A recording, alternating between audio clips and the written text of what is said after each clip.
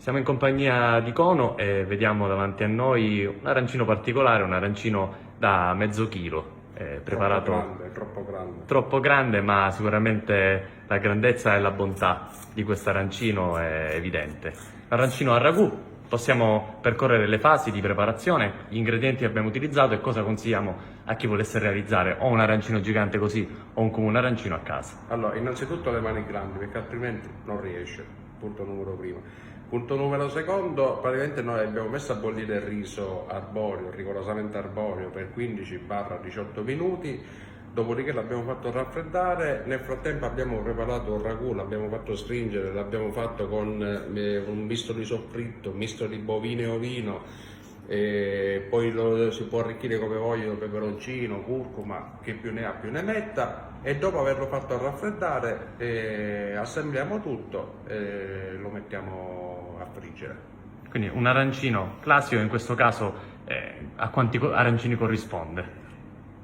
In grammatura calcola che un arancino in media è intorno ai 150-160, siamo 530 grammi, 4 arancini. 4 arancini. È la prima volta che comunque fai un arancino del genere o è la prima volta per te? Sì, perché solo uno pazzo come Mattia mi poteva fare una cosa di questa.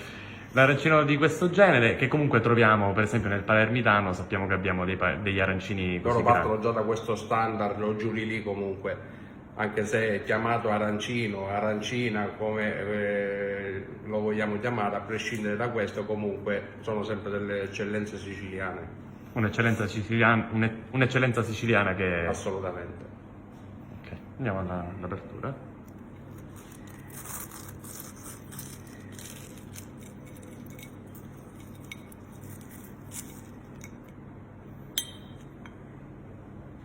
Possiamo vedere benissimo il ragù. Per l'odore non vi posso aiutare, però Quanto tempo in media ci vuole per un arancino per realizzarlo? Dall'inizio? dipende dall'esperienza che hai. Se lo fai comunque con una costante velocità e con molta esperienza, fra l'assemblamento del riso con ragù e fra l'impanatura e la frittura, in media ogni arancino possono passare 4-5 minuti, non di più. Sappiamo che tu non utilizzi l'uovo per quanto riguarda. Assolutamente no. Per una questione al cliente non sappiamo se poi alla fine... Perché non posso mai sapere se il cliente magari non me lo comunica, se magari ha qualche allergia o comunque qualche intolleranza, facciamo danno, quindi per evitare io uso semplicemente acqua e farina e basta. Allora resta altro da dire buon appetito. Buon appetito.